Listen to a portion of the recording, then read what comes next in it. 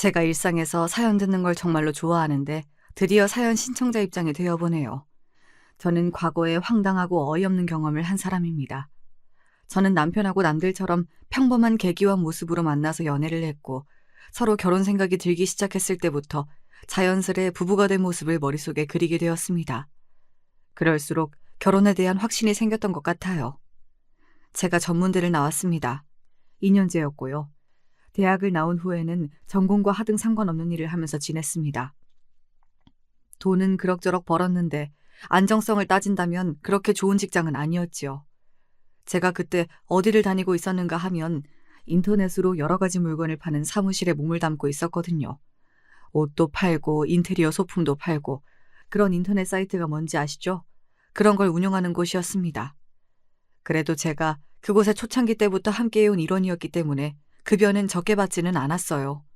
남편은 어찌 보면 우리나라의 전문대라고 할 수 있는 그런 대학을 나왔습니다.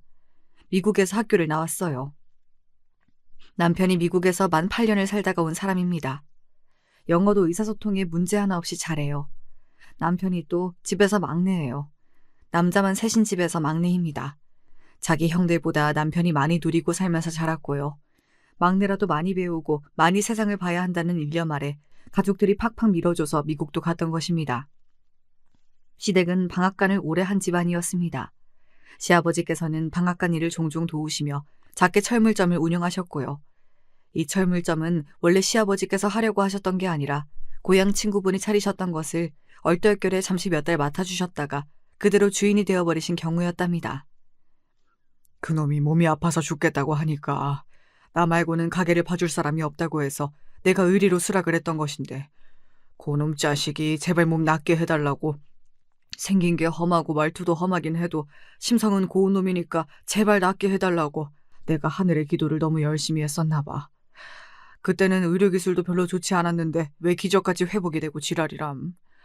아니 글쎄 다 낫더니만 자기는 이제 철물점 따위나 하면서 어두컴컴한 공간 속에 하루 종일 갇혀서 살긴 싫다고 하는 거야. 다시 살아났으니 이제는 마음이 가는 대로 살고 싶다는 지랄을 떨면서 나한테 가게를 줘버렸던 거지. 나 원참.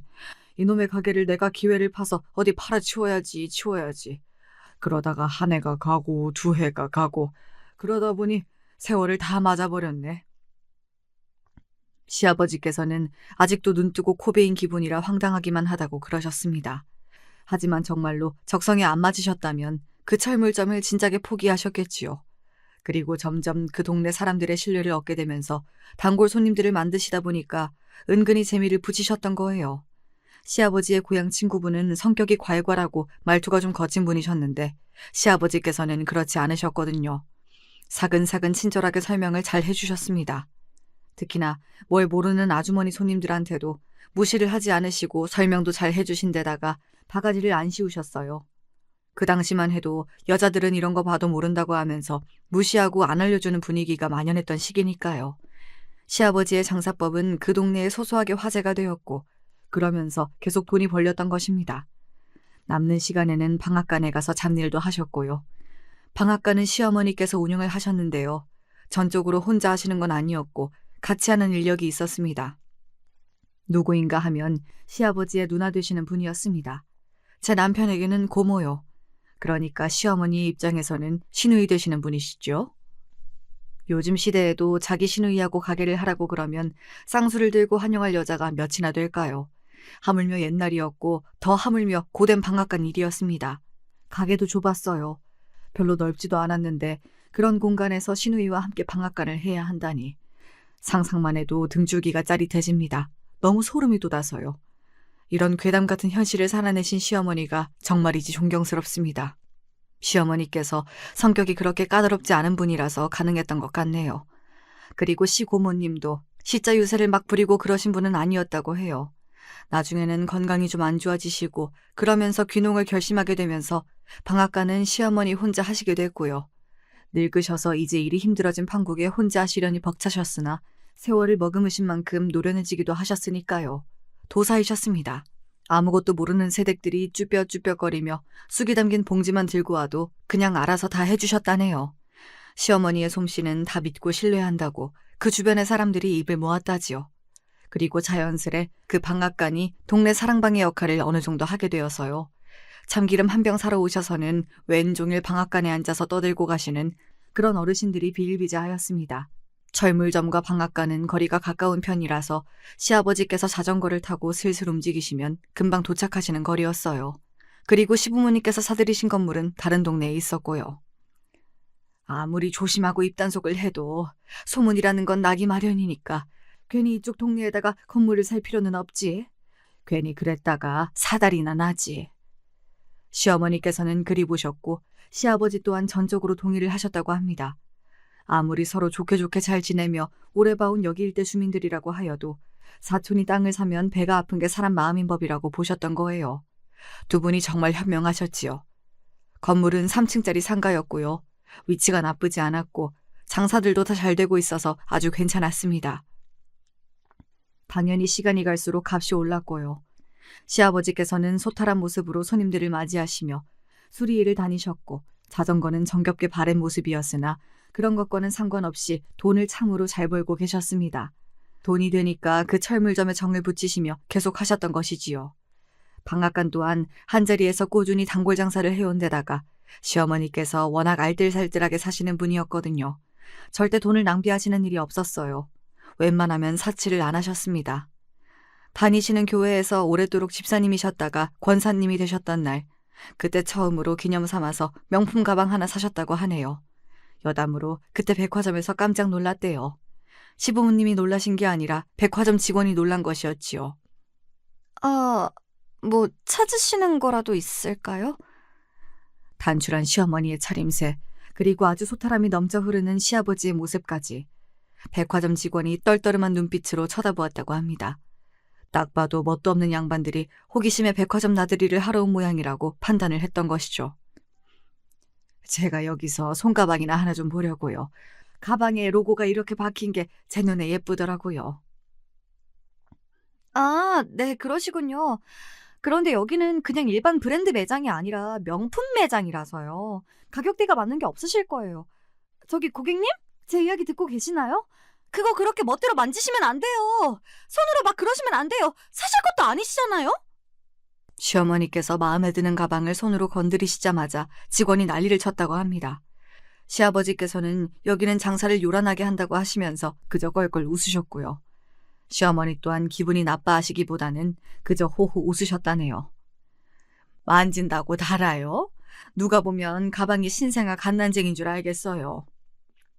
호호 웃으시면서 막상 만져보니까 재질이 마음에 안 드신다고 하신 다음 정면에 있는 다른 매장으로 향하셨습니다. 시아버지께서는 그곳 직원들에게 정중하게 목례를 남기시며 시어머니의 뒤를 따르셨고요. 정면에 있었던 다른 매장은 한 단계 더 급이 높은 명품 매장이었습니다. 그래서 시부모님을 상대했던 그 직원이 한숨을 내쉬면서 불신 가득한 눈빛이었다고 하네요. 하지만 잠시 후 더 급이 높은 그 명품 매장에서 시부모님이 구매를 하고 나오신 거예요. 게다가 거기 직원들이 시부모님 등에 대고 공손한 인사를 보냈고요. 그러자 시부모님에게 불신을 가지고 있던 직원이 깜짝 놀랐죠. 그 직원에게 다가간 시어머니께서 말씀하셨습니다. 아까 제가 본 거요. 만져보니까 재질이 별로였는데 그런 재질을 좋아할 것 같은 사람이 방금 떠올랐다는 말이죠. 그러셨어요? 그럼 다시 보시겠어요? 안내해 드릴게요. 여기 자리에 앉아 계시면 제가 직접 가져다 드리겠습니다. 어머, 그러실래요? 여기에 소파도 있었구나? 아이고, 좋아라.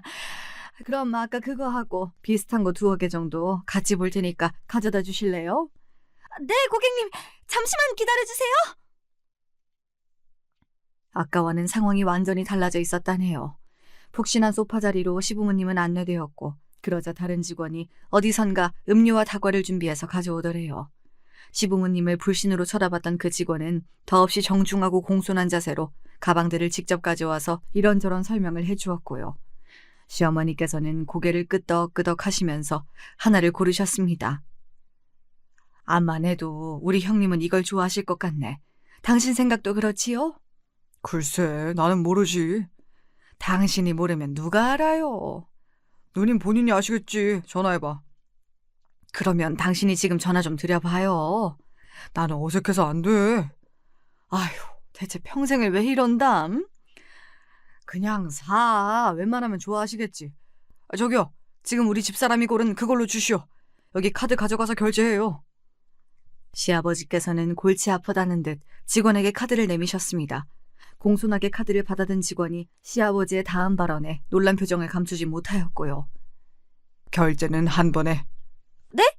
고객님, 혹시 일시불 결제 말씀하시는 걸까요? 네, 그래요. 한 방에 그냥 끝내줘요.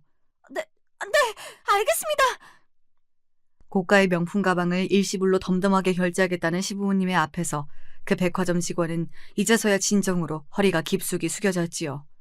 거기 직원들이 다들 눈이 커다래져서 적극적인 자세로 시부모님의 뒤를 따라 나와서 인사를 보냈다고 하더라고요. 아주 재미있는 경험이었다고 시부모님께서는 웃으면서 회상을 하셨고요. 시부모님께서는 놀랍게도 그 시절에 중매 결혼이 아니라 연애 결혼을 하신 분이었습니다. 더 놀라운 건 여자 쪽에서 먼저 마음을 표현해서 만나게 된 관계였다는 겁니다. 저희 시어머니 정말 대범하신 분이었지요.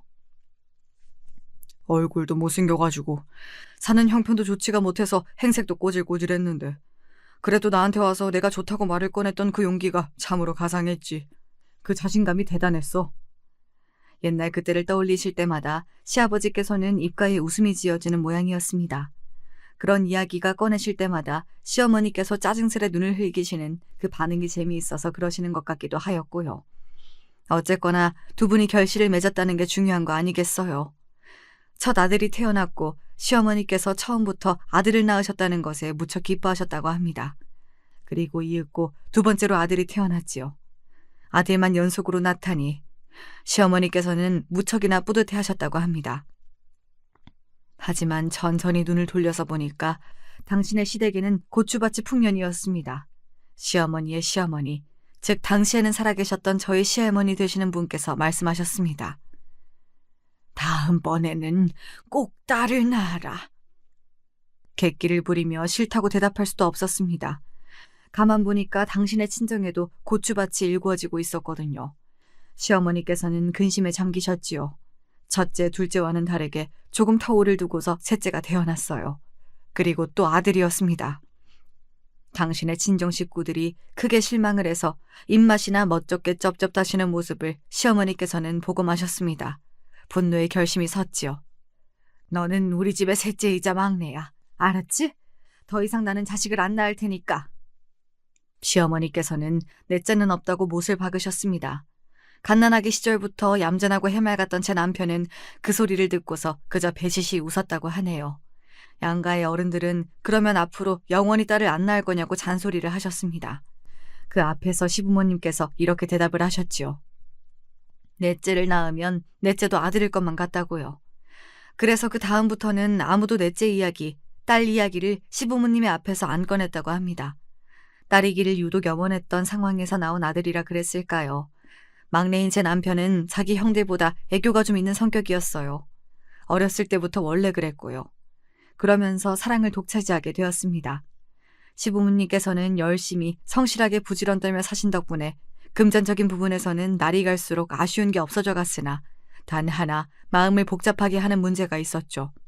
소위 가방끈이라고 여겨지는 그 문제였습니다. 학력, 학벌 말이에요. 시아버지께서는 고등학교, 시어머니께서는 중학교까지 나오신 분들이었고요. 두 분은 옛날 분들이라서 그렇다고 치는데 자식들이 관건이었지요. 첫째인 제 큰아주버님이 학창시절을 보내실 때에는 시댁의 형편이 대단히 윤택하지 못했습니다. 그리고 그때까지만 해도 체계적으로 학업 지원을 해줘야 한다든지 이런 쪽으로 아무도 생각을 못하고 있었거든요. 만약에 지원이 뒷받침되었다면 큰아주버님은 결과를 좀 내셨을 법한 인물이었는데 이 점이 아쉽습니다. 그저 그런 4년제 대학을 나오셨고요. 그런 수준의 대학의 공통점이라고 한다면 졸업을 해서 취업시장에 나갔을 때 어떤 면으로 보더라도 무조건 애매하다는 것이었습니다.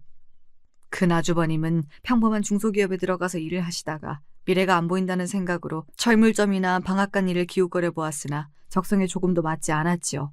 그래서 나중에 공인중개사 자격증을 따서 이쪽으로 일을 하게 되셨어요.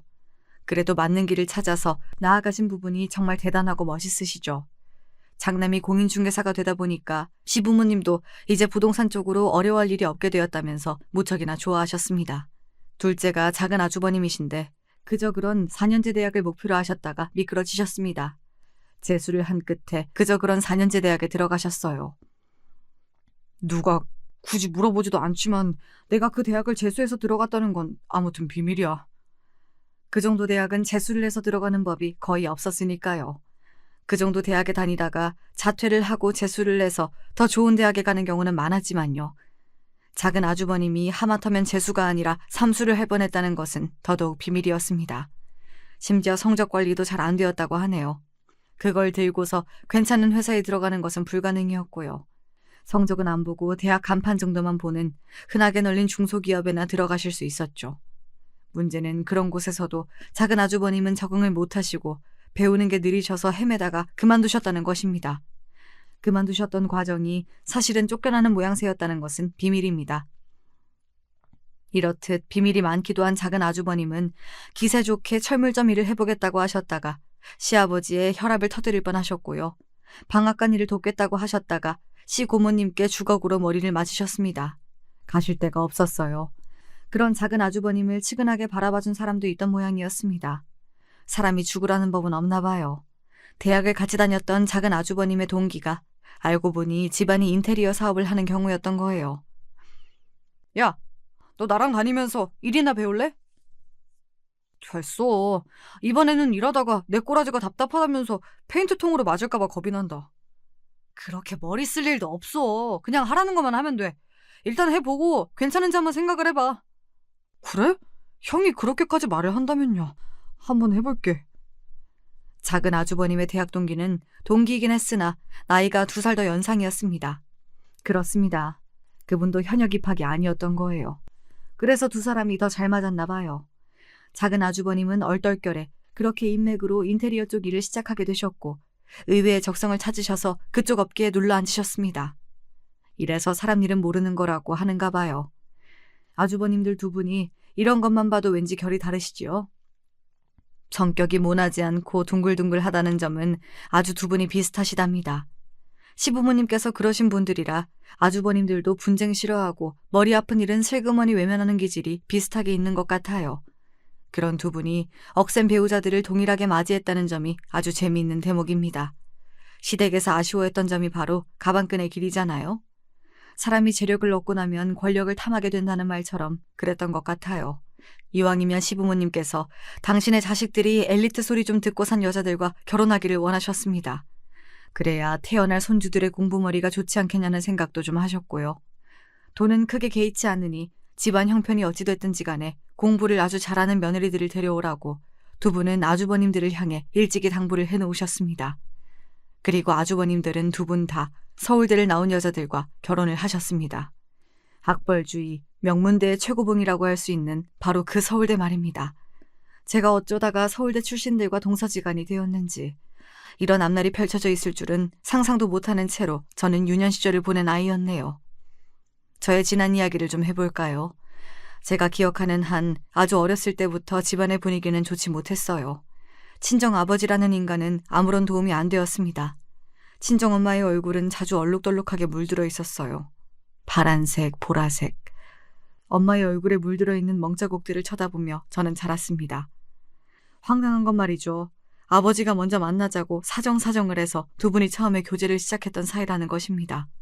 결혼도 아버지가 적극적으로 말씀을 먼저 꺼내신 거였고요. 어디서부터 잘못된 것이었는지 이제는 아예 모르겠다. 아무 생각도 안 들어. 얼굴에 멍이 크게 들어있을 때면 부끄러워서 식당일도 못 나가셨습니다. 사람들이 수군거렸으니까요.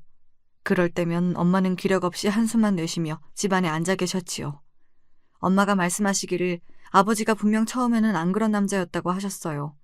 전혀 안 그랬던 남자가 결혼을 하고 난 뒤로부터 서서히 본색을 드러냈고 아이가 태어난 뒤로는 매사에 시큰둥한 모습을 보이더니 그때부터 시간이 점차 흐를수록 욕설은 기본이고 주먹도 쓰고 발도 쓰는 무례한이 되어갔다는 게 아버지를 옆에서 지켜보신 엄마의 증언이었지요.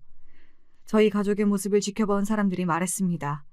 왜 진작에 끝내지 못했고 도망치지 못했냐고요. 엄마는 죄가 없었고 내도록 당하며 고통을 받으셨는데 사람들은 엄마를 향해 손가락질하면서 왜 멍청하고 어리석게 답답하게 살았냐면서 욕을 했습니다. 외가는 가난했습니다. 엄마는 중학교까지만 나오셨고 고등학교는 나중에 검정고시를 따로 보신 분이었어요. 게다가 외가 식구들 자체가 썩 그렇게 사리에 박지 않았고 이속을 챙길 줄을 몰랐습니다. 집안의 분위기이며 사람들의 성품이 원체 그러하였습니다. 그런 기질을 고스란히 타고나셨던 분이 엄마였고요. 분쟁을 싫어하고 언쟁을 피했을 뿐인데 그게 그렇게나 사람들에게는 욕을 먹을 일이었나 보더라고요. 엄마 보고 자식 인생 망친 엄마라고 비난을 하시는 분도 저는 본 적이 있었습니다. 한 동네에 살던 아주머니셨는데 본인도 여자이고 엄마이면서 어쩜 그렇게 냉혹하실 수가 있었는지 모르겠네요. 맨날 당하고 살기만 하면 뭐가 옳고 그른지도 판단이 잘 안 되지요. 요즘 말로는 이런 걸 가스라이팅이라고 표현을 하던데 당시에는 그런 단어도 없었어요. 어떤 걸 당하고 있는 건지도 정확하게 모르는 채로 그저 무력하게 당하기만 하는 게 피해자의 일상이었습니다. 집에 가기 싫다. 모든 게 지긋지긋해. 그치만 집에 들어가면 웃어야겠지. 너무 크게 웃으면 안 되고 아주 약하게 웃으면서 엄마를 내가 안심시켜드려야 돼. 그게 내 역할이니까. 저는 부모님을 신경 쓰게 만들지 않는 아이, 손이 가지 않는 아이, 조용하고 착한 아이가 되는 것이 어릴 적부터 목표였어요. 불안정한 가정 안에서 보고 자란 게 전부 좋지 않은 광경들 뿐이었으니까요. 그렇다면 적어도 저로 인해서 이 가정이 더욱 힘들어지는 일만큼은 없어야 한다는 생각이 들었습니다. 그래서 조용히 지냈고 아무런 잡음도 내지 않으면서 커갔습니다.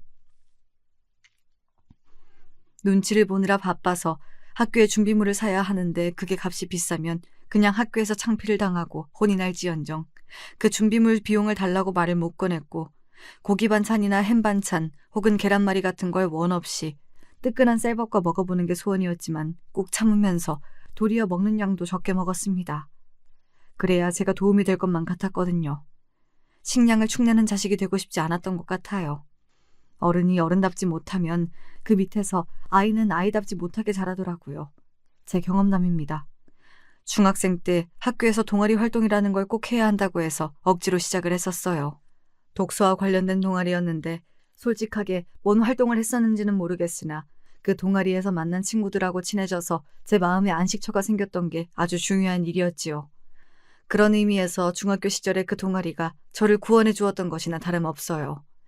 그 친구들은 괴짜였습니다. 저와 다르게 더 어린 나이부터 책을 많이 읽었던 친구들이었거든요.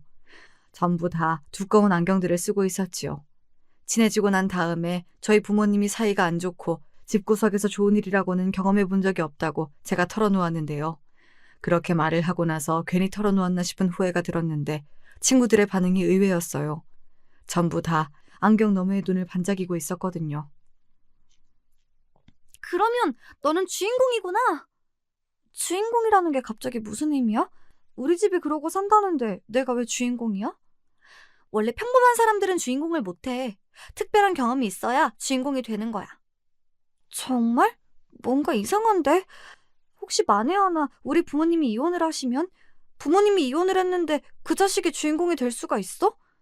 나는 잘 모르겠지만 어쨌든 주인공이라는 건 가족이 제대로 있어야 하는 거 아니야? 네가 책을 많이 안 읽어서 뭐를 잘 모르는구나. 시련의 산을 넘고 또 넘고 그러면서 주인공의 이야기가 완성이 되는 거야. 너 말고 나머지 우리들은 전부 집에서 아무 일도 없어. 그냥 맨날 똑같이 지루하게 지내는 게 전부야. 그러니까 여기 있는 사람들 중에서 주인공을 뽑는다면 그건 바로 너야. 너희들 정말 생각하는 게 특이하다. 태어나서 그런 이상한 소리는 처음 들어봐. 근데 기분이 나쁘지는 않네. 오히려 기분이 좋은 것 같아. 다들 고마워. 저의 불행한 가정사를 듣고 나서 특별하니까 주인공인 거라고 말을 해주다니. 이 친구들이 암만 해도 제정신이 아니었습니다. 그때부터 저는 그 친구들을 괴짜라고 여기게 된 것이었지요. 왜 그 친구들이 다른 애들하고는 못 어울리고 자기들끼리만 노는지도 그 이유를 자동으로 알 것만 같았습니다. 그런데 결과적으로 저에게는 그 친구들의 말이 크나큰 힘이 되었어요. 항상 눈치만 보고 주눅이 들어있던 제가 서서히 어깨를 펴고 목을 위로 들게 되는 그런 계기가 되어 주었거든요. 상황을 조금은 객관적으로 바라볼 줄 아는 시선을 가지게 되었는데 그만큼 정신이 성숙해진 것이었죠. 엄마가 마냥 불쌍하고 답답하게만 생각됐었으나 이제는 다른 생각도 들기 시작했고요. 아버지가 재활용조차 불가능한 아주 답이 없는 인간이라는 것도 냉정하게 판단할 수 있게 됐습니다. 그때부터였죠. 제가 행복하고 화목한 미래 따위는 영원히 오지 않을 가족만 붙잡으면서 기대하는 마음을 버리게 된 게요. 이뤄지지 않을 꿈을 그동안 꾸고 있었습니다. 저만 노력한다고 해서 될 일이 아니건만 그동안 헛된 꿈만 내도록 꾸고 있었습니다. 그걸 알게 되었어요. 그런 현실을 인지하면 인지할수록 제 처지가 비참하고 초라하게 느껴진다는 부작용이 있었으나 그럴 때면 외치는 주문이 있었지요. 괜찮아. 나는 주인공이야. 이 세상의 주인공은 아닐지라도 제 인생의 주인공은 확실히 저였으니까요.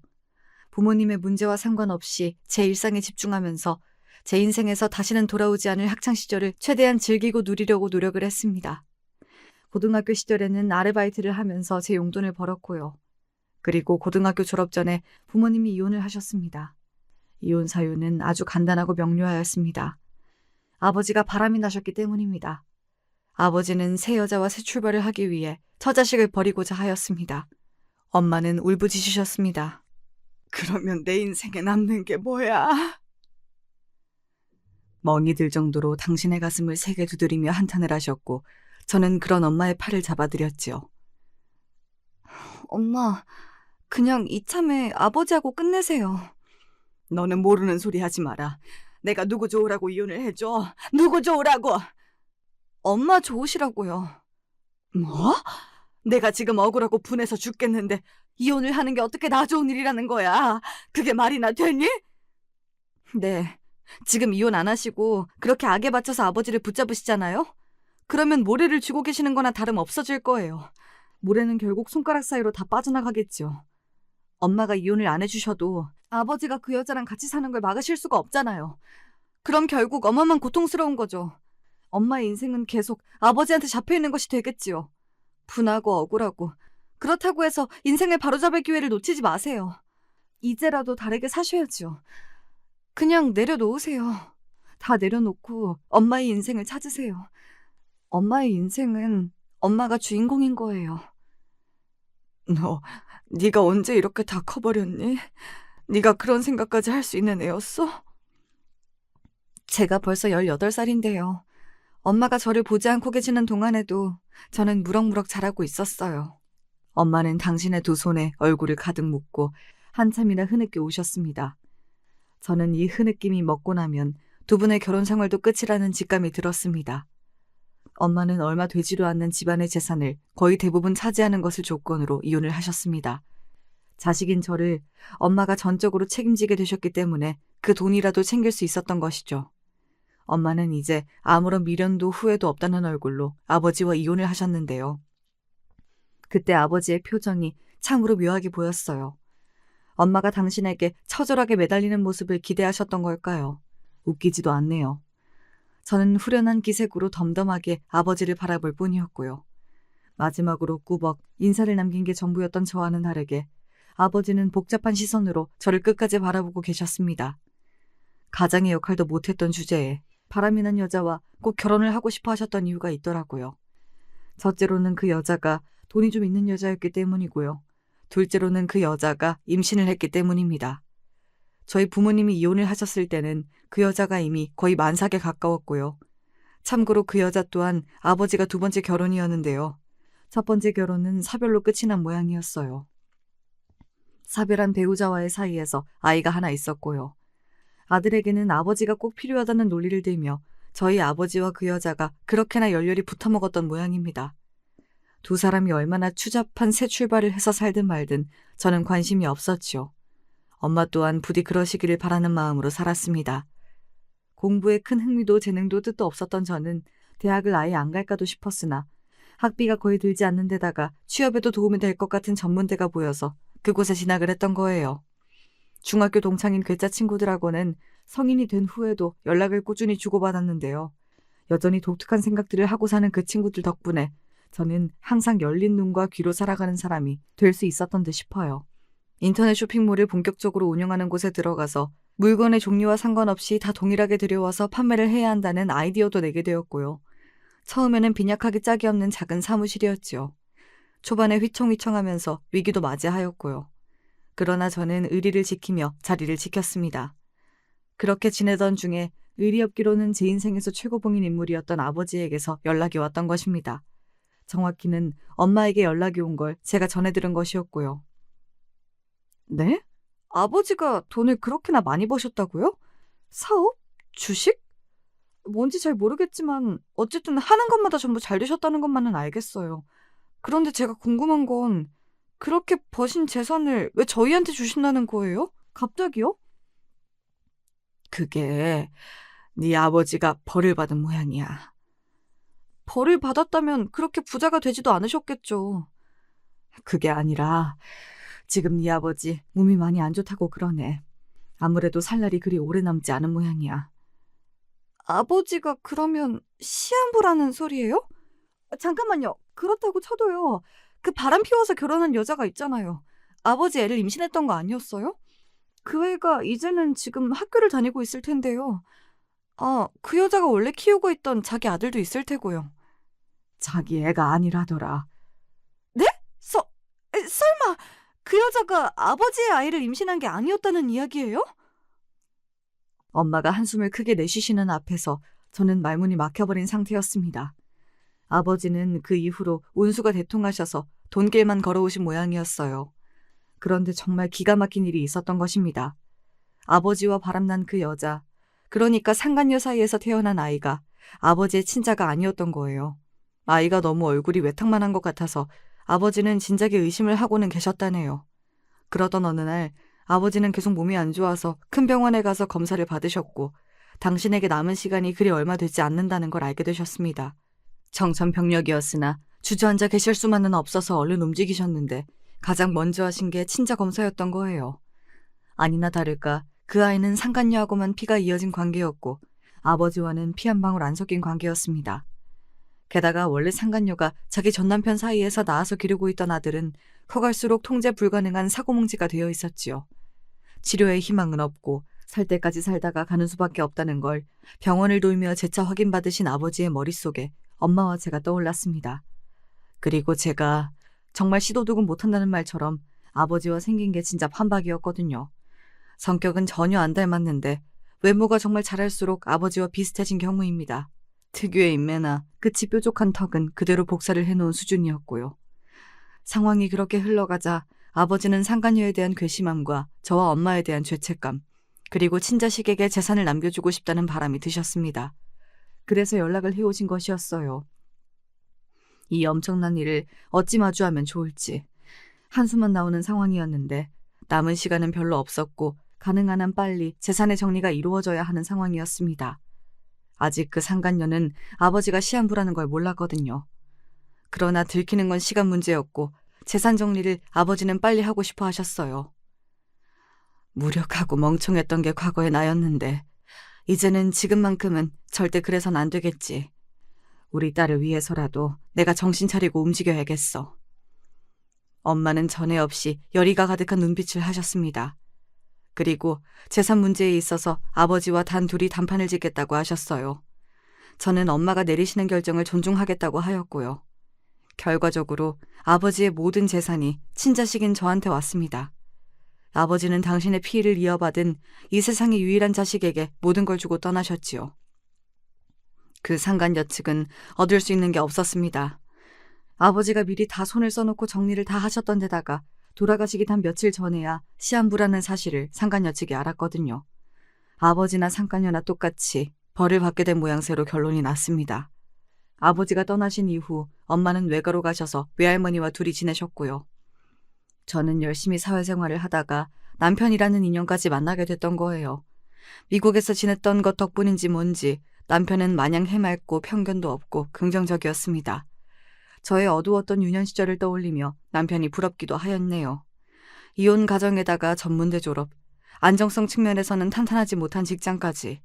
저의 이러한 조건들만 보자면 남편에게 많이 못 미쳤다고 볼 수 있었죠. 하지만 남편은 그런 걸 전혀 따지지 않았고요. 그냥 제가 좋다고 했어요. 저도 그런 남편이 좋았고 저희끼리 꼭 붙들고 있는 모습을 보신 시부모님께서도 너그러이 고개를 끄덕여 주셨습니다. 서울대 나온 며느리를 이미 둘씩이나 봤는데 더 이상은 바랄 것도 없어. 뭘 따지겠나? 우리 막내가 좋다고 하면 그걸로 된 거지. 막내 아들 사랑이 지극하신 시아버지께서는 흐뭇한 눈빛으로 저를 바라봐 주셨습니다. 전문대를 나오면 뭐 어때? 사는데 지장 없는 곳을. 새며느리가 서울대를 나왔으면 그건 또 그거대로 골치 아파져서 안 돼.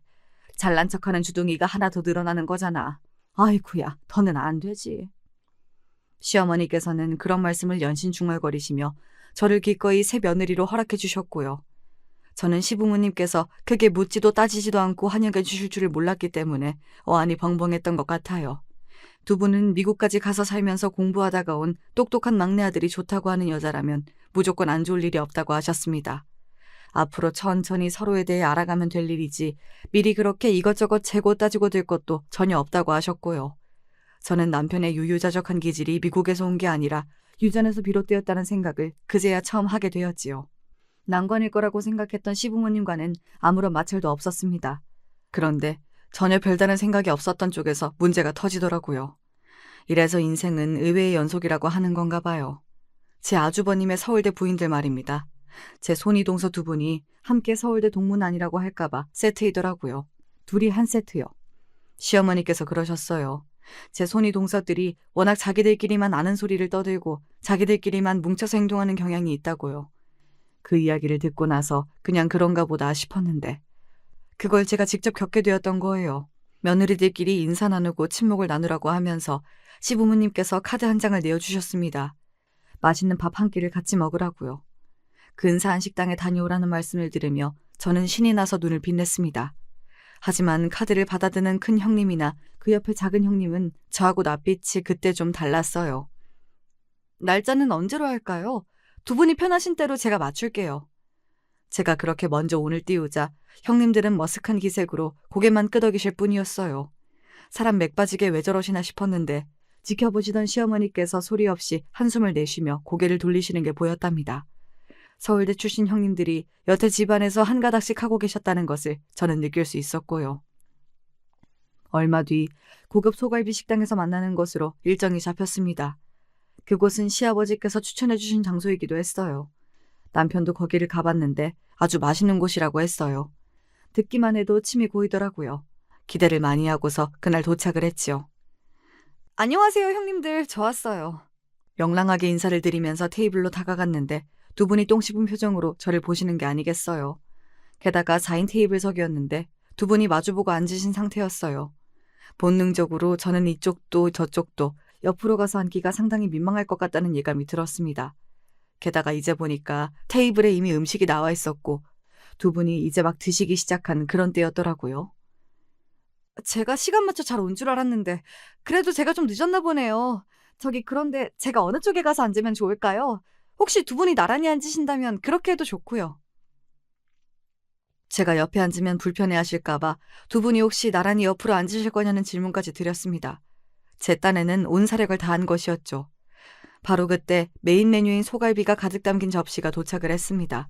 두 분은 제가 도착한 순간부터 지금까지 저에게 일절 대꾸도 안 하신 채였고요. 작은 형님이 불판 위로 소갈비를 올려주시더군요. 그래서 제가 작은 형님 옆으로 가서 슬쩍 앉았습니다. 그러자마자 큰 형님이 젓가락을 테이블 위로 소리나게 내려놓으셨어요. 밥맛 떨어지게 진짜. 그러더니 짜증을 내시더라고요. 그것도 저를 보시면서 말입니다. 며느리들끼리 맛있는 음식 먹으라고 시부모님께서 마련을 해주신 자리였고 저는 새 며느리 된 입장으로 그냥 왔을 뿐인데 이렇게 불청객 취급을 받아야 할 일인가 싶어서 어리둥절했습니다. 화도 안 났고 그냥 당황스러웠어요. 큰형님이 혹시 어디 아프신 건가 싶기도 했습니다. 하지만 그때 제 옆에서 작은 형님이 한숨을 푹 내쉴 때부터 이 두 분이 작당을 하셨다는 걸 알게 되었지요.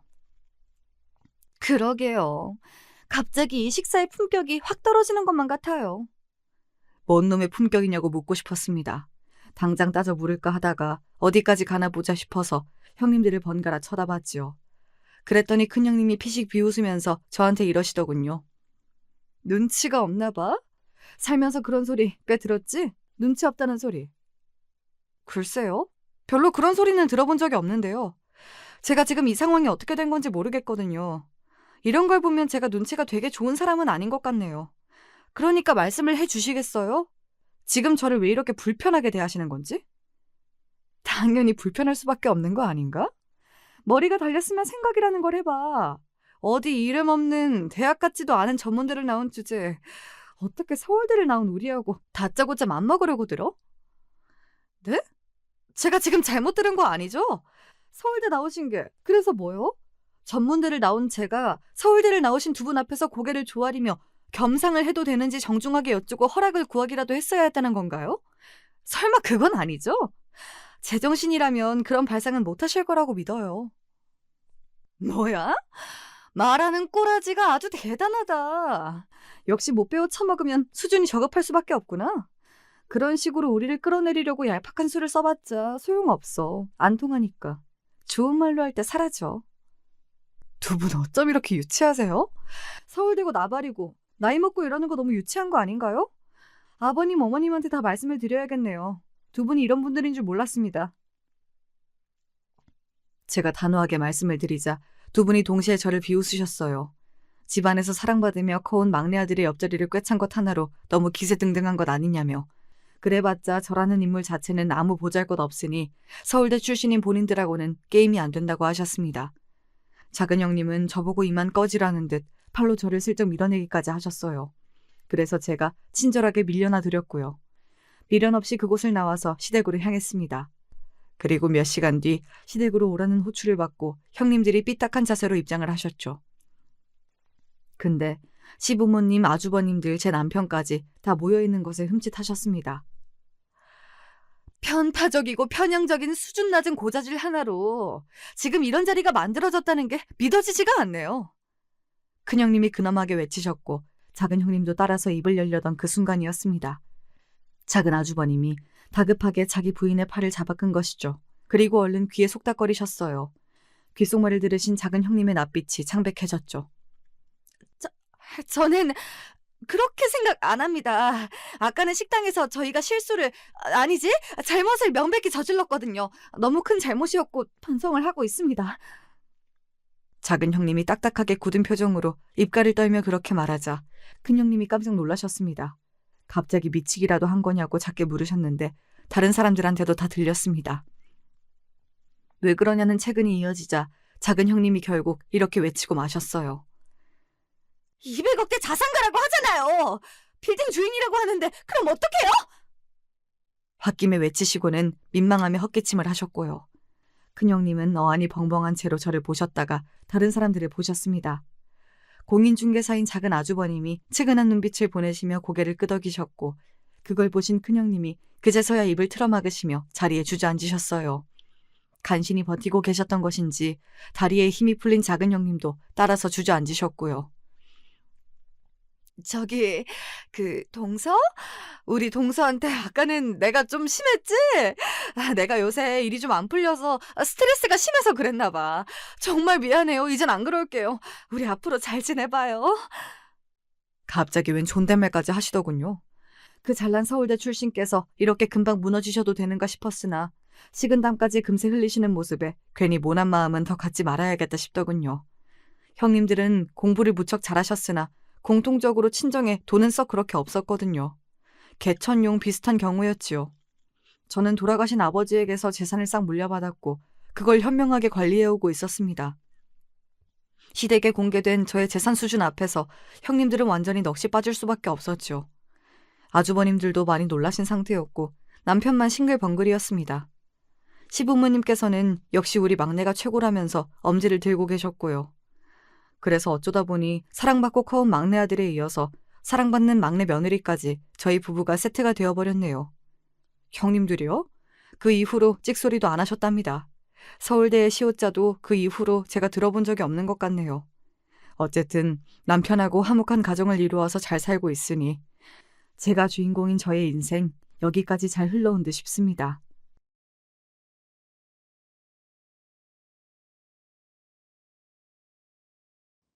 항상 팔불출 같다고 할까봐 남편 자랑을 어디 가서 하지 않았어요.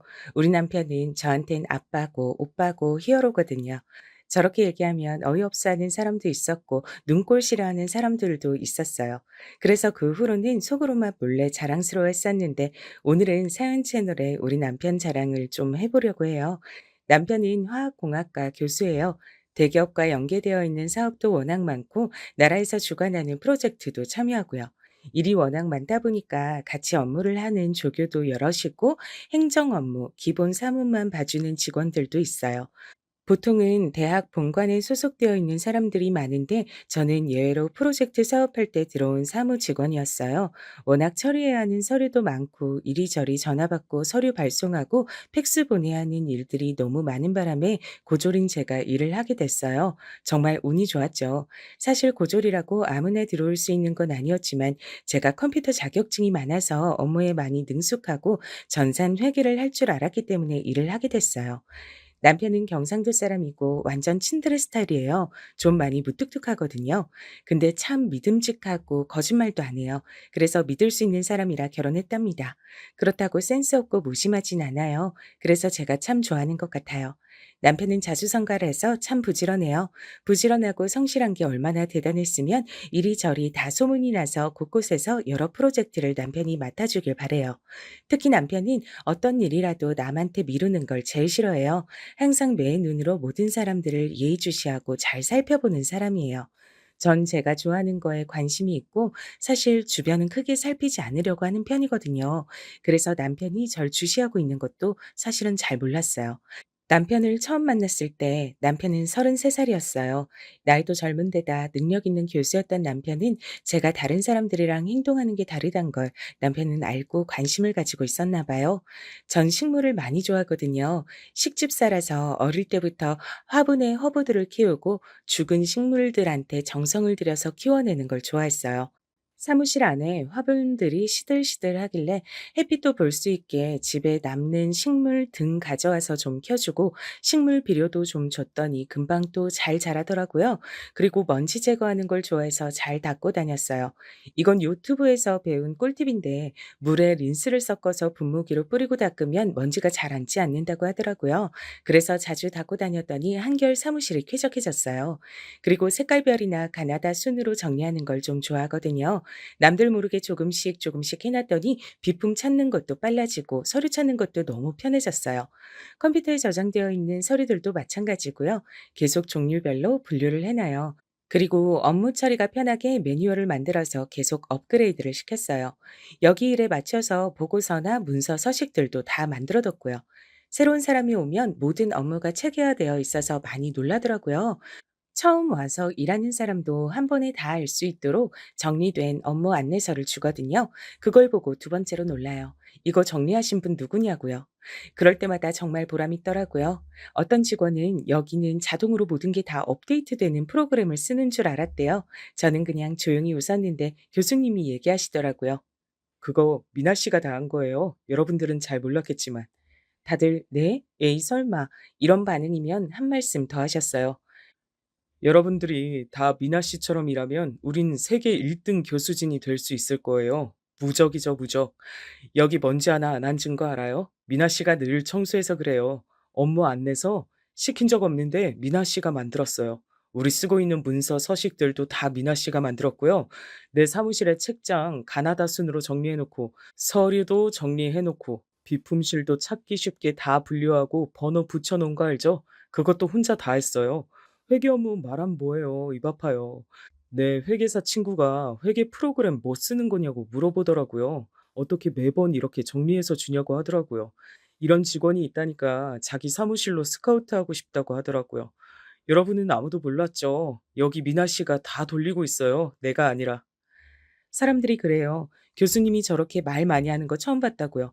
저도 처음이라서 한창 눈 동그랗게 뜨고 쳐다봤어요. 그래서일까요? 언제부턴가 저만 개인적으로 보너스를 보내주셨어요. 너무 고마워서 넣었다고요.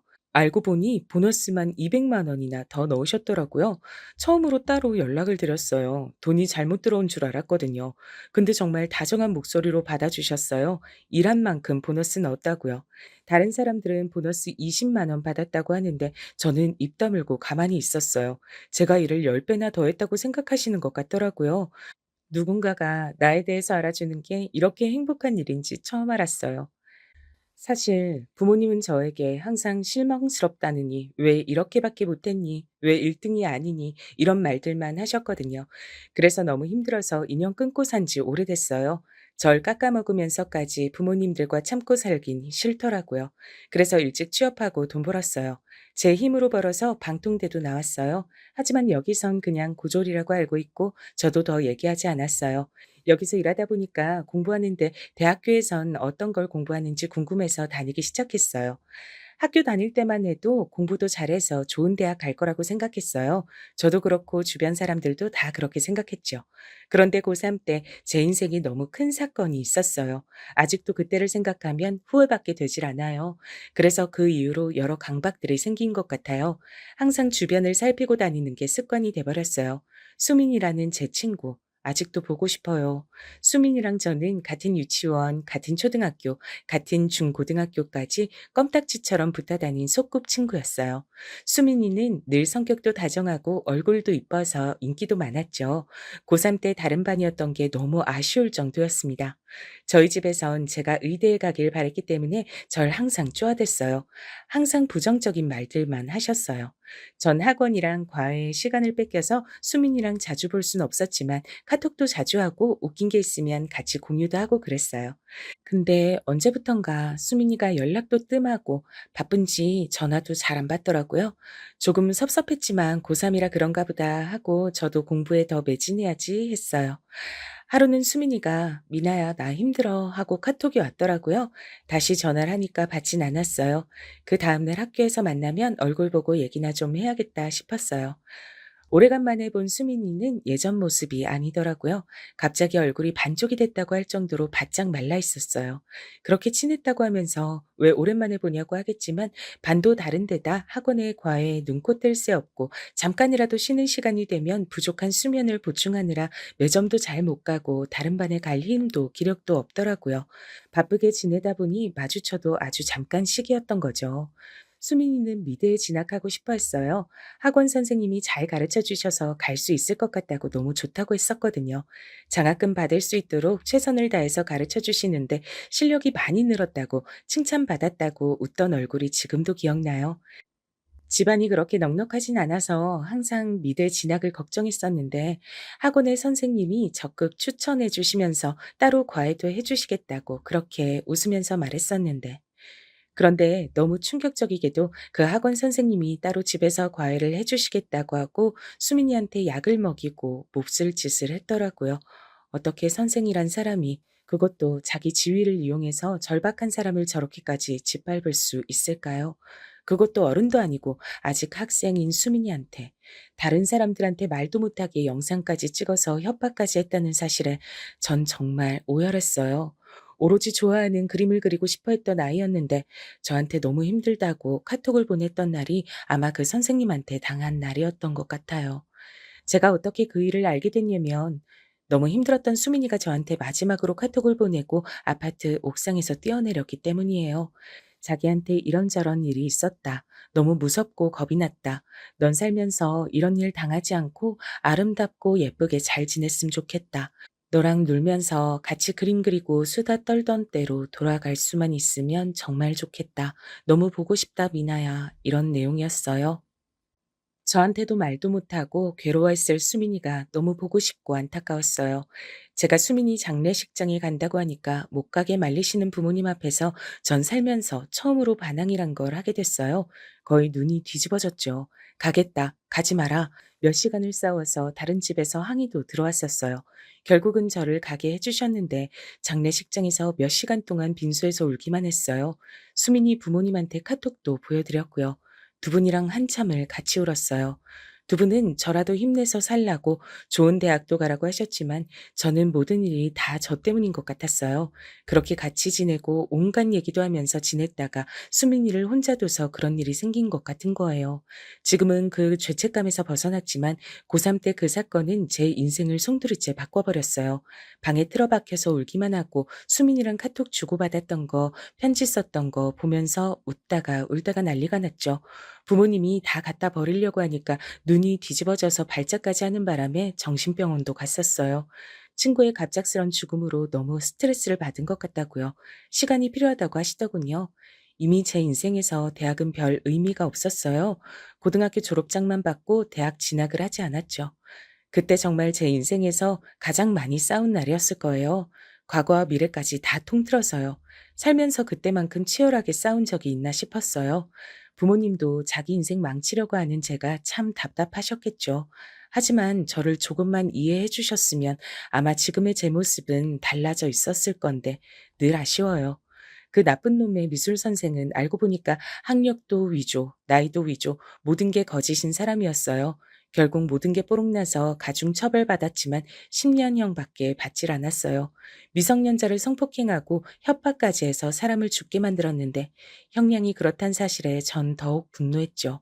시간이 지나면 지날수록 수민이가 없는 내 삶이 그대로 또 아무렇지 않게 흘러간다는 게 더 슬펐던 것 같아요. 그러다가 정말 아무것도 못하고 죽겠더라고요.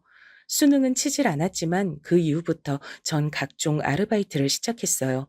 학생 때부터 돈 모았던 거랑 알바해서 돈 번 거랑 합쳐서 독립을 했어요. 꽤 열심히 돈 모았거든요. 그 이후에 다니고 싶던 컴퓨터 학원에 다녔고요. 자격증도 다 따고 나중에 일하는 데 필요할 것 같아서 전산 회계 자격증도 땄고요. 그래도 이왕 일하려면 앉아서 할 수 있는 일하자란 생각이었어요. 이젠 엉덩이가 빠그라질 것 같다고 후회하면서 말이죠. 아르바이트로 생활이 좀 여유로워지고 나서 그래서 수민이가 살아 있었다면 같이 가보고 싶고 해보고 싶었던 일들을 하나씩 해보기 시작했어요. 우리는 항상 미래 여행 계획을 짜고 보고 싶었던 아이돌 콘서트에 꼭 같이 가자고 얘기했었거든요. 같이 갔다고 생각하면서 즐겁고 행복하게 추억을 쌓는다는 느낌으로 자전거도 타고 여러 국내 여행지도 다녔어요. 읽고 싶은 책들도 많이 읽고 사진도 많이 찍으러 다녔어요. 외국에도 놀러 가고 싶었지만 아는 사람 하나 없고 말도 잘 안 통하는 낯선 곳이 좀 많이 두렵다고 해야 할까요? 그래서 풍경 좋은 국내로 많이 놀러 다녔어요. 자전거도 타고 다니고 무작정 걸어서 도시를 이동하기도 하고요. 그렇게 미친 듯이 공부해서 자격증도 따고 돈도 벌고 걸어 다니기도 해서 조금씩 죄책감을 지워갔어요. 그리고 좀 안정적인 일자리를 찾은 게 지금 정윤호 교수님 사무실이었어요. 내가 주변을 살피지 않으면 수민이처럼 또 누군가를 잃게 되는 상황이 일어날까 봐 항상 교수님 주변이 쾌적하게 일하는데 불쾌감을 가지지 않게 공간도 업무도 계속 정리하고 분류했던 것 같아요. 함께 일하는 사람들이 행복하고 편했으면 하는 마음이 제일 컸던 것 같아요. 교수님이 어떻게 정리했을 때 가장 찾기 쉬워할까 고민도 했고요. 교수님은 젊은 나이라서 그런지 지치지 않고 정말 많은 일들을 열심히 하시더라고요. 그런데 한 번씩 밑에서 일하는 사람들이 서로 다른 일에 서류를 섞어버리거나 보내야 하는 서류를 B 회사나 아예 다른 데 보내버리거나 해서 일하시다가 흐름이 끊기는 경우가 많았어요. 일 분배 자체가 잘못된 것 같더라고요. 맡은 일과 잘하는 일이 달라서 일어나는 문제들이 많아서 조용히 보고서 하나를 작성해서 교수님 메일로 보냈어요. 어떻게 보면 정말 조심스러운 일이었지만 제가 느끼고 지켜본 바를 솔직하게 적었어요.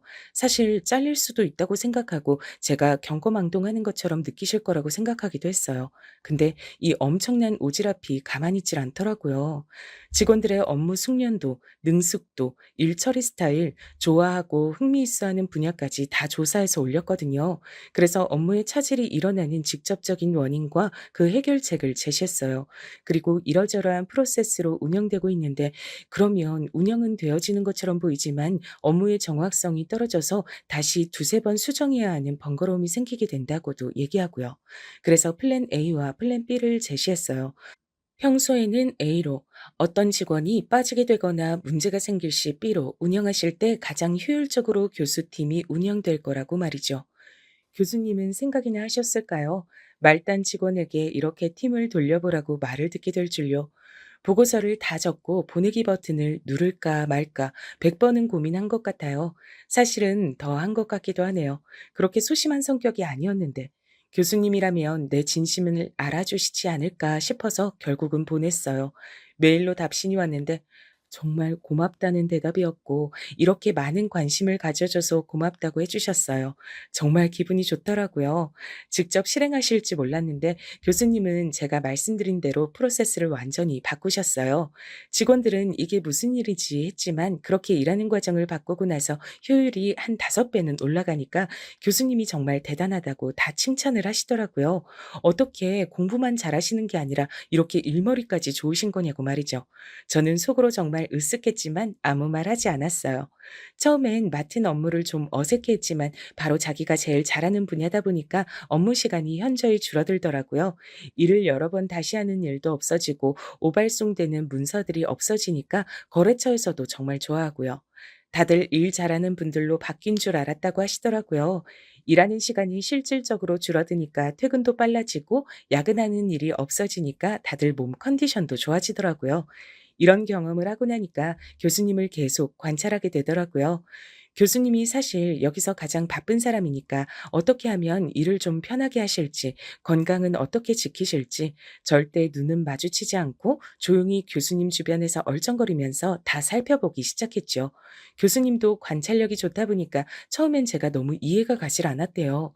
분명 전산 회계 때문에 뽑았고 사무 처리 잘해주면 제 역할을 다 하는 거라고 생각했는데, 아니 이 사람이 자기 사무실이 돌아가는 패턴을 순식간에 다 파악하고 모든 불필요한 체계를 바로잡고 일을 가장 잘 해낼 수 있는 해결책까지 남들 모르게 제시하니까 고마우면서도 수상했대요.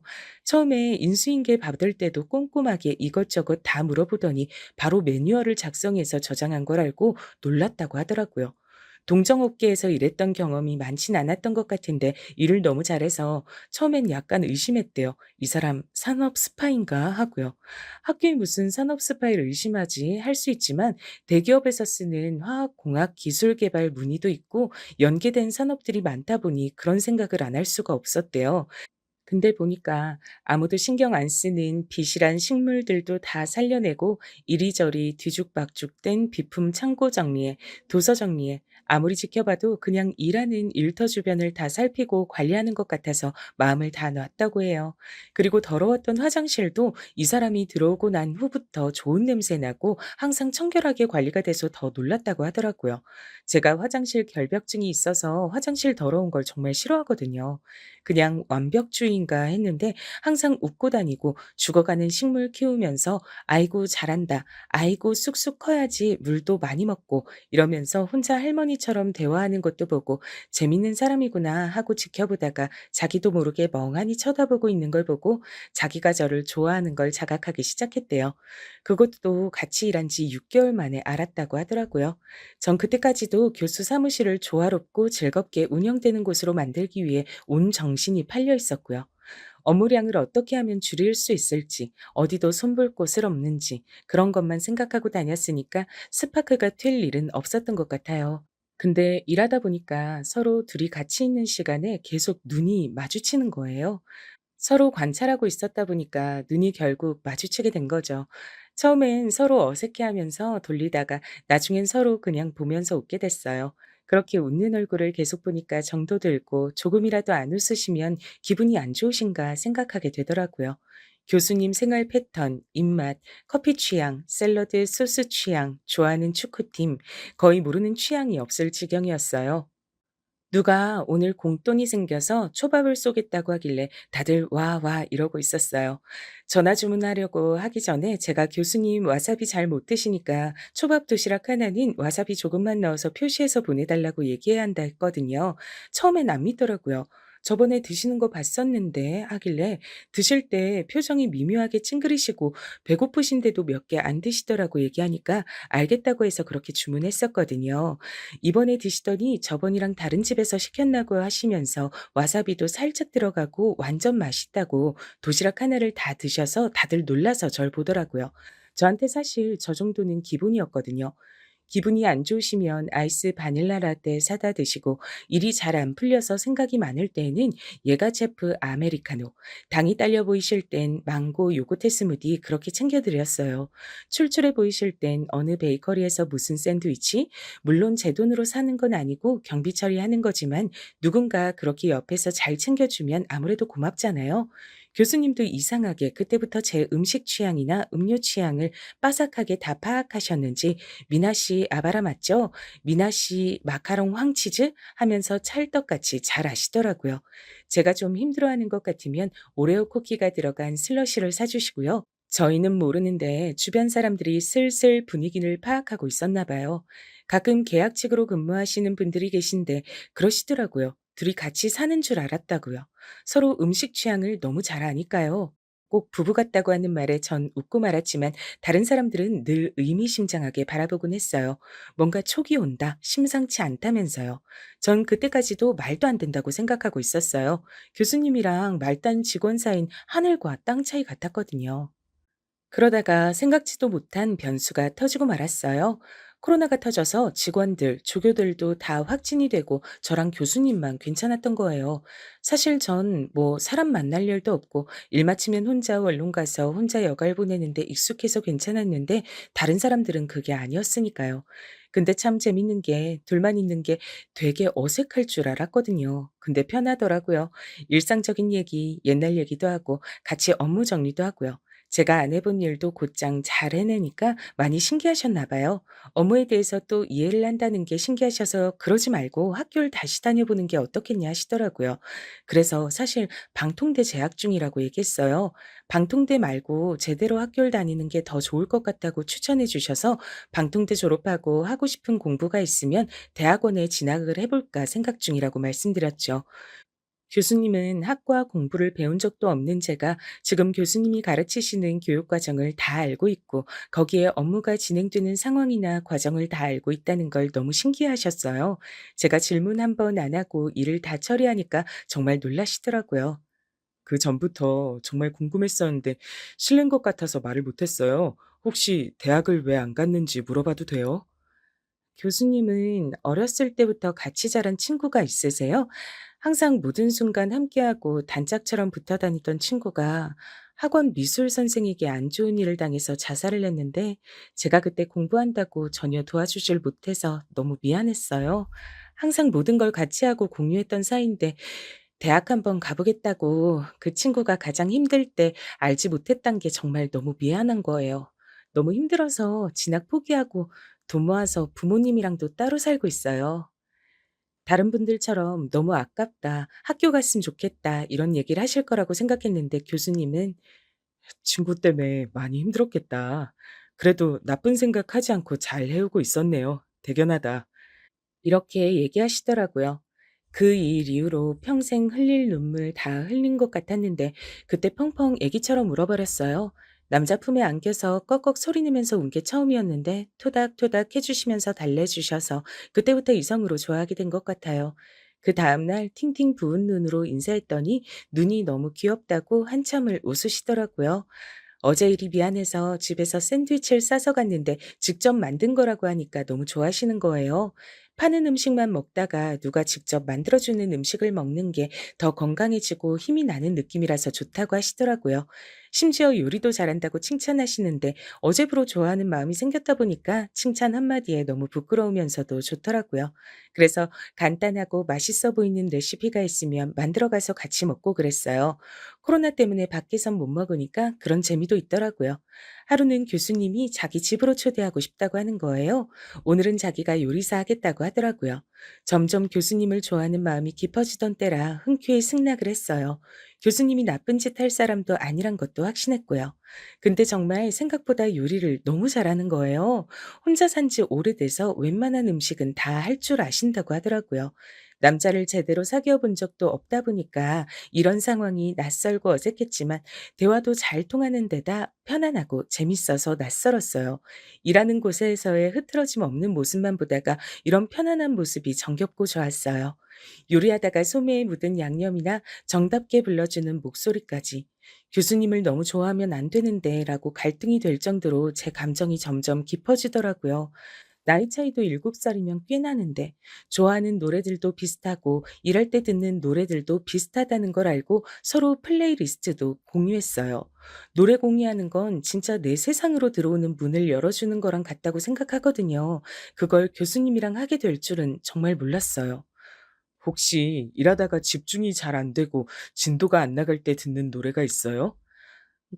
그럴 때는 가사 있는 노래 들으면 더 집중이 안 돼서 없는 걸로 듣는데요.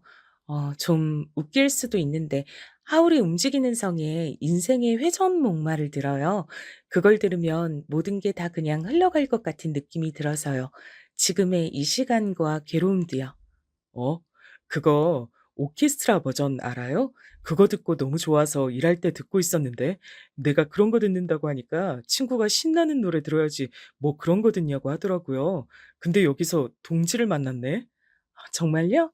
밤에 잠 안 올 때 듣는다는 친구는 봤는데 일할 때 듣는다는 사람은 주변 사람 중에선 처음인 것 같아요. 노래 취향 비슷한 사람 있으니까 좋네요. 어, 그럼 우리 그렇게 해요. 매일 들으면 기분 좋거나 마음 편안해지는 노래 한 곡씩 추천해 주기요. 아님 그날에 어울리는 노래 추천해 주기. 와, 좋아요. 매일매일 뭔가 노래가 쌓이면 그것도 되게 뜻깊을 것 같아요. 이렇게 우리가 하루하루를 보냈구나. 이렇게 버텨냈구나. 뭐 그런 느낌일 것 같아요. 책 자주 읽어요? 미나 씨는 어떻게 이렇게 말을 조리 있게 잘하지? 나랑 7살 차이 나는데 말하는 건 미나 씨가 훨씬 잘하는 것 같아요. 아, 정말 교수님 놀리지 마세요. 그렇게 우리는 매일매일 음악을 추천해 준다는 핑계로 연락을 계속 주고받기 시작했어요. 하루의 시작을 응원하고 하루의 마무리를 다독여줬죠. 그런데 나만 설레는 건 아니라는 확신이 든 건 언제부턴가 절 계속 바라보고 있는 교수님과 눈이 마주쳐서였어요. 잠깐씩 멍하게 절 바라보는 교수님이랑 눈이 마주치면 저도 모르게 장난꾸러기처럼 웃었거든요.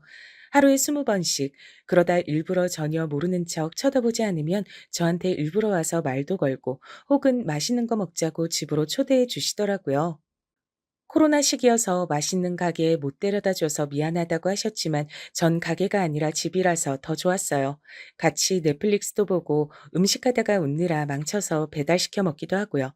그러다 배불러서 잠시 소파에 앉았다가 깜빡 잠이 들었는데 내 손을 잡고 같이 잠든 교수님을 봤어요. 가만히 교수님의 앞머리가 눈을 찌르지 않게 정리해주고 있는데 교수님이 눈을 뜨셨어요. 우리는 한동안 서로를 바라보다가 교수님이 "우리 사귈래요?" 그 말에 갑자기 눈이 번쩍 떠지면서 내가 이래선 안 된다는 생각이 들었어요. 자리를 고쳐 앉고 가보겠다고 일어서는 절 교수님이 붙잡았어요. "우리 같은 마음인 것 같은데 내 착각이었을까요? 같이 있으면 정말 재밌고 대화하는 게 정말 재밌어서 시간 가는 게 아까울 정도예요. 내가 나이가 많아서 많이 부담스러워요?" 전 교수님에 비해서 많이 부족하고 또 부족한 사람이에요. 저랑 만나는 걸 비밀로 하고 사귀더라도 곧 눈치 빠른 사람들이 알아채기 시작할 거예요. 저도 교수님이 좋지만 저로 인해 교수님이 다른 사람들 입방아에 오르내리거나 듣지 않아도 될 말들을 듣지 않으셨으면 좋겠어요. 제가 좋아하는 분이니까 교수님께 더 어울리는 사람 만나서 행복하셨으면 좋겠어요. 좋아하는 사람이면 항상 같이 있고 싶지 않아요? 난 미나 씨가 욕심나요. 내 옆에 항상 두고 싶고, 사실은 일도 하루 종일 너랑만 하고 싶어. 널 안고 싶고, 너랑 입 맞추고 싶어. 하루에도 수십 번씩 생각해. 미친놈이라고 생각하겠지만, 정말 이게 내 진심이야. 너랑만 얘기하고 싶다고. 다른 사람들이 뭐가 중요해? 너랑 내가 서로 좋으면 그럼 된 거지. 남들이 뭐라고 하든지 난 상관없어. 너랑 내 연애는 우리 둘이 결정하는 거잖아. 다른 사람들은 필요 없어. 나 좀 볼래? 난 너한테 정말 진심이야. 나랑 사귀자. 저는 교수님의 두 눈을 번갈아 바라봤어요. 수민아, 나 이제 행복해도 되겠지? 너처럼 말이 잘 통하는 친구를 만났는데 이 사람도 내가 좋대. 외로워하는 나한테 네가 보내준 사람일까? 이 사람이 내가 필요하고 내가 좋대. 나도 이 사람이 좋아. 네가 없지만 내가 네 삶의 몫같이 사랑하고 좋아하고 행복하게 살아가도 될까? 지켜봐주고 응원해줘. 내가 더 이상 후회하지 않는 삶을 살아갈 수 있게 말이야. 널 잃은 것처럼 내 사람을 더 잃고 싶지 않아. 이젠 좋아하는 사람이 내 곁에 있었으면 좋겠어. 지금 이 사람을 놓치면 정말 영영 후회할 것 같아. 도와줘, 수민아. 절 잡은 교수님의 손을 떨쳐냈어요. 실망해서 고개를 숙이는 교수님을 꼭 안아줬어요. 제가 이것저것 잔소리도 많이 하고 맨날 안아달라, 이뻐해달라, 관심 가져달라 칭얼거릴 수도 있어요. 몇 시간 동안 혼자 처박혀서 방에서 안 나올 수도 있고요. 먹고 싶은 음식 대신 이게 몸에 좋다고 이걸 먹어야 한다고 막 우길 수도 있어요. 그래도 계속 나 이뻐해주고 사랑해줄 거예요? 넌 항상 빛나고 이뻤어. 넌 몰라. 내가 널 얼마나 오래 지켜보고 관심 가져왔는지, 얼마나 이뻐하고 좋아하는지. 좋아해. 오늘 나랑 같이 있자. 손만 잡고 잘게. 왜 손만 잡고 자요? 아, 촌스러워. 괜찮아? 그러니까. 왜 자기만 오래 좋아했다고 생각할까? 왜 자기만 키스하고 싶었다고 우린 그날부터 애정 표현을 숨기지 않는 사이가 됐어요. 물론 둘만 있을 때였지만요. 확진자들의 코로나는 끝났고 직원들과 조교들의 복귀를 했어요. 저희는 조용히 일만 하고 있었지만 우리가 일하는 모습만 봐도 직원들이 뭔가 달라졌단 걸 직감하더라고요. 아니, 언니, 요즘 연애하지? 어디서 이렇게 좋은 향수 냄새가 나지? 했더니 언니더라고. 웬일이야? 이 목석 같은 언니가 향수를 다 뿌리고. 아, 원래 안 뿌리는데 누가 선물해줘서 말이야. 향수 뿌린다고 뭐 다 연애하냐? 내가 다른 사람이면 그냥 향수 뿌렸거니 하는데 언니는 아니야. 언닌 분명 요즘 뭐 좋은 일이 있는 것 같은데 사람이 얼굴이 활짝 폈어 지금. 저 봐 지금 전엔 없던 화색이 돌잖아 저거. 말해봐. 뭔 일이야? 누군데? 아니라니까. 그러네. 요즘 미나 씨가 더 이뻐진 것 같네. 와, 만나는 남자가 누군진 몰라도 엄청 좋아하나 보다. 부럽다, 부러워. 아, 교수님까지. 아, 정말 왜 그러세요? 왜 그러세요? 왜 그러세요?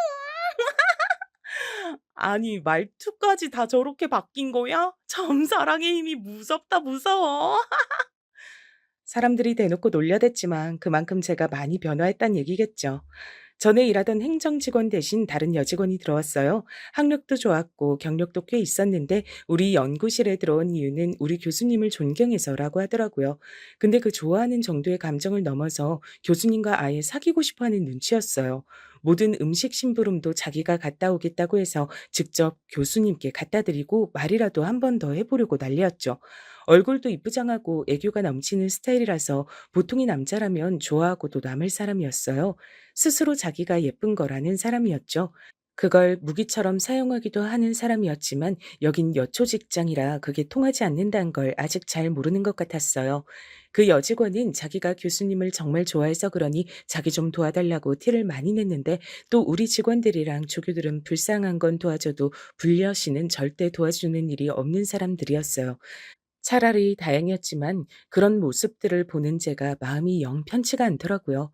하루는 일부러 교수님 주겠다고 제가 싸온 김밥을 어떻게 냄새로 알아채고 먹고 싶다고 난리를 부려 자기가 거의 다 먹어버리고 자기가 사온 샌드위치를 교수님께 드리더라고요.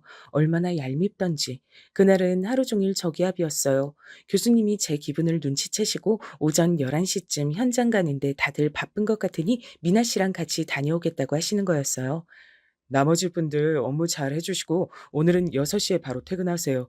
저희는 현장 견학하고 따로 상의하고 다음 주에 프로젝트 들어갈 거 계획 짜고 의논하고 하다 보면 좀 길어질 것 같아요. 오늘 점심은 제가 쏠 테니 이 카드로 결제하시고요.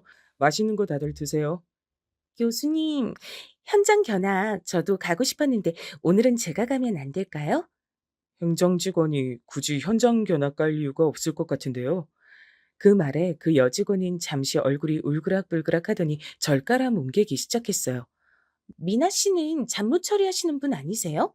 고절 직원이랑 굳이 업무 상의하시고 계획까지 짜실 필요 있나요?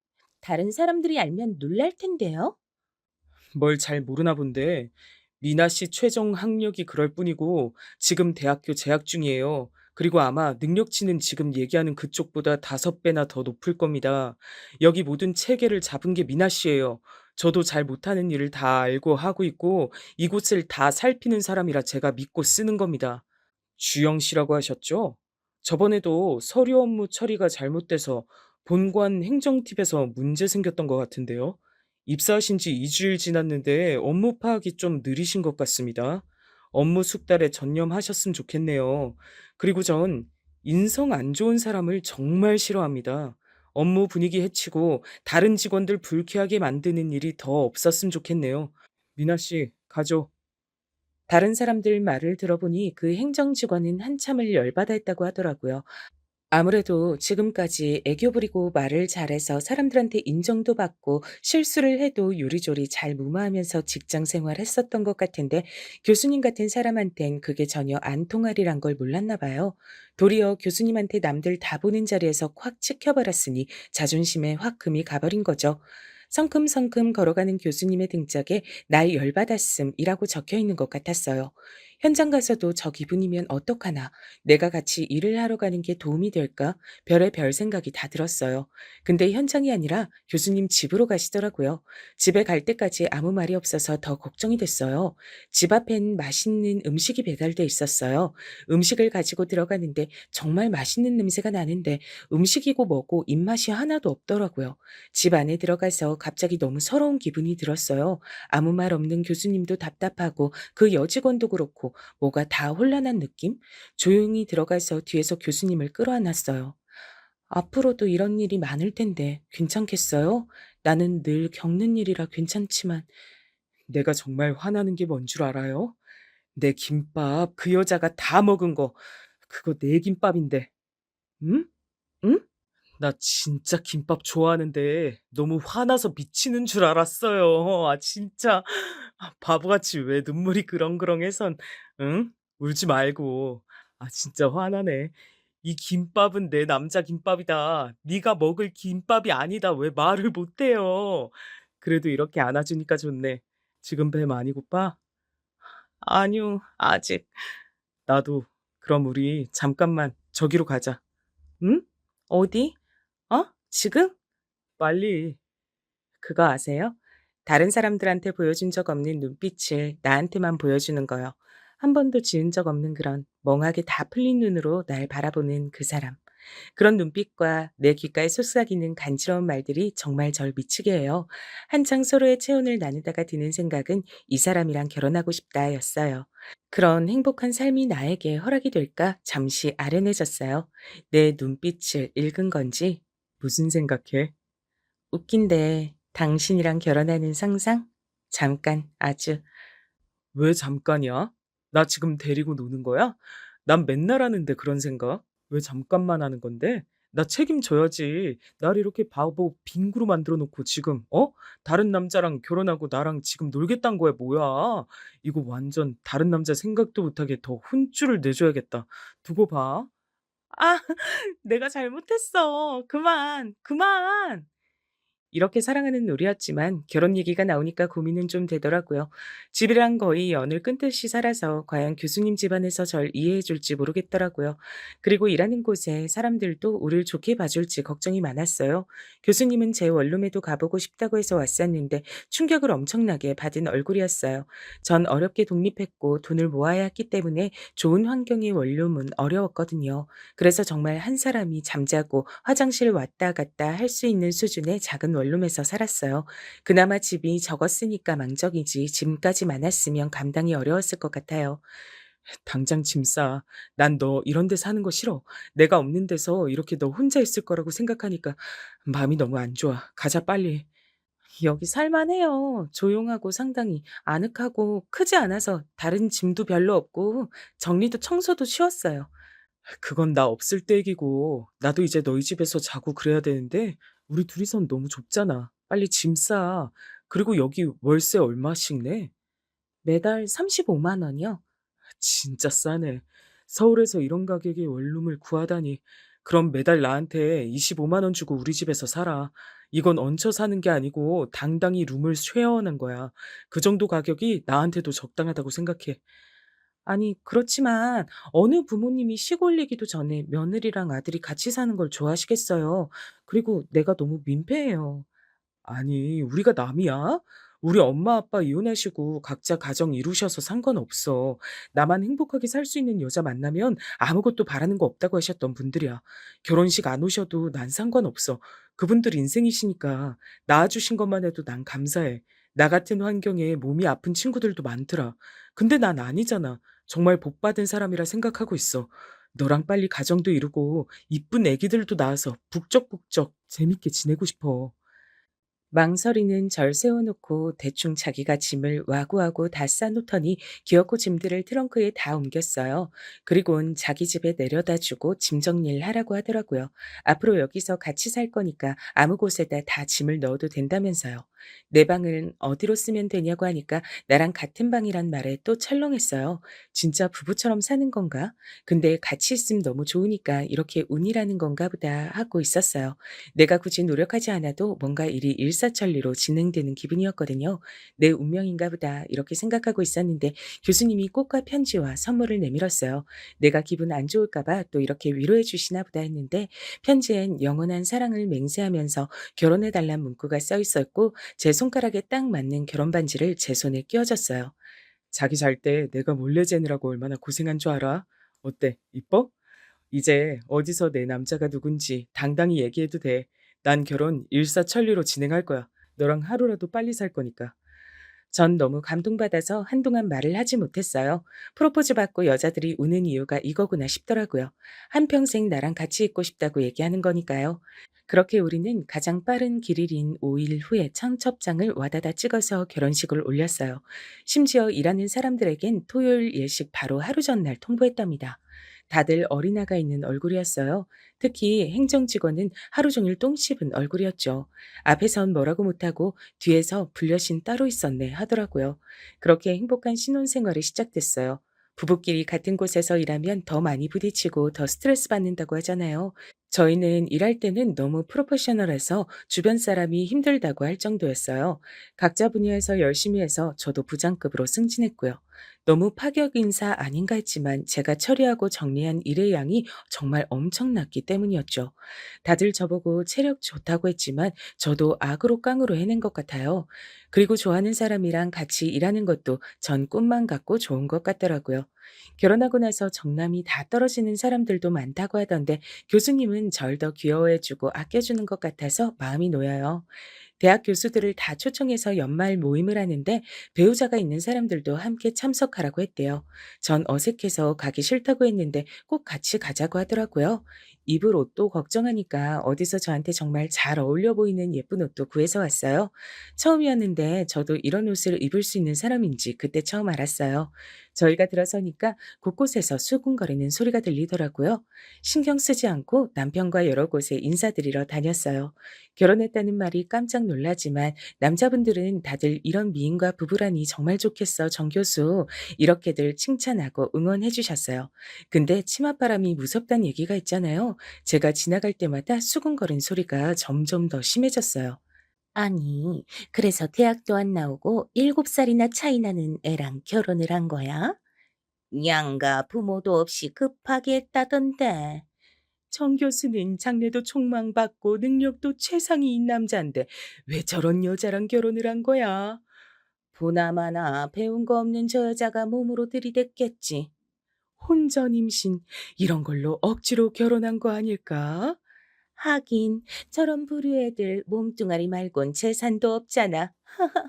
아, 더러워. 예상은 했지만 얼핏 들어도 아무리 못 들은 척해도 저런 얘기들은 저한테 정말 상처가 되더라고요. 남편이 잠시 어디 갔다 오겠다고 갔는데 남편도 저랑 같이 다니는 게 부끄러워진 거 아닌가 걱정이 많이 됐어요. 세상에 갑자기 혼자 태어나 있는 것 같더라고요. 서서히 머리가 핑핑 돌려고 할 무렵에 갑자기 남편이 앞에 단상에 있는 마이크로 저를 소개하는 게 아니겠어요? 여러분, 안녕하십니까? 얼마 전에 결혼해서 새신랑이 된 정윤호 교수입니다. 전 이 대학에서 교수가 됐고 여러 성과를 내게 되어 많은 프로젝트에 참가, 많은 인맥도 얻고 스펙도 쌓게 됐습니다. 제가 가장 자랑스러워하는 스펙은 바로 제 아내를 이 대학에서 만난 거였습니다. 잠시 저희 교수팀을 도와주러 들어온 알바생으로 만났었는데 일을 너무 잘해서 지금은 부장급 직함을 달고 있습니다. 제가 편애해서가 아니라 절 음으로, 양으로 가장 많이 도와준 직원이었기 때문입니다. 저희 사무실 식물, 화장실, 주변 청소, 정리는 기본이고 저희 사무실의 모든 업무 처리를 아주 체계적으로 바꿔줘서 일의 강도가 원래 10이었다면 3으로 바꿔준 은인과도 같은 사람입니다. 아마 이 사람이 없었으면 전 지금의 많은 업적들을 5년 후에나 이룰 수 있었을지도 모르겠습니다. 하지만 한간에는 아내의 그런 능력은 모르고 고졸 출신의 여자가 몸으로 들이대서 교수를 꼬셨다고 생각하는 사람들도 있나 봅니다. 아까 행사 중에서도 다른 사람들이 다 듣는데 그렇게 수군거리시는 분들도 많더라고요. 아내는 고3 가장 예민하고 힘든 시기에 사고로 친구를 잃었습니다. 그 충격으로 대학 진학을 하지 않고 혼자 외롭고 힘들게 지금까지 버텨왔습니다. 하지만 꾸준히 노력하고 극복해서 대학교도 이제 마쳤답니다. 이름난 좋은 대학은 아니더라도 자기가 자기 손으로 등록금 벌여서 열심히 졸업장 따냈습니다. 여기서 부모님께 손 안 벌리고 자기 힘으로만 대학 다닌 사람 얼마 없을 겁니다.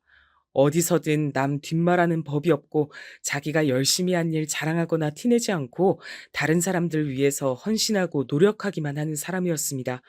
그래서 제가 먼저 반해서 한참을 바라만 보다가 드디어 사랑의 결실을 이뤘습니다. 자신이 제 허물이 될까 봐 늘 걱정하는 아내를 위해서 평소 무뚝뚝한 제가 이 자리에 섰습니다. 당신은 내 허물이 아니라 내 자랑거리야, 여보. 다들 어렵게 이룬 저희 사랑을 축복해 주셨으면 좋겠습니다. 이 학교에서 일하면서 가장 감사한 게 제 아내를 만난 겁니다. 좋은 인연을 이룰 수 있게 이런 훌륭한 학교를 세워주신 설립자와 각 자리에서 열심히 일하시는 운영팀들께도 너무 감사하고 여기 있는 여러분들도 정말 좋은 사람과 함께 소중한 시간을 보내는 추억들을 많이 쌓으셨으면 좋겠습니다. 저희 많이 응원해 주시고 따뜻한 눈길로 봐주셨으면 좋겠습니다. 저는 어떻게 이런 멋지고 좋은 남자를 만난 걸까요? 꼭 영화나 드라마에서 보던 남자를 제가 만난 것 같아요. 절 보고 수군거리던 여자들도 입이 쑥 들어갔어요. 절 어떻게 보던 이제 아무 상관없더라고요. 이렇게 절 아끼고 사랑해준 사람이 있으니까요. 발표를 하고 내려오는 남편을 향해 엄지척을 해줬어요. 내려와서 저한테 나직이 얘기하더라고요. 아, 부끄러워 죽는 줄. 어떻게 이런 남편을 사랑하지 않을 수 있을까요? 늘 건강하시고 예쁜 사랑하시길 빕니다. 저도 꼭 행복할게요.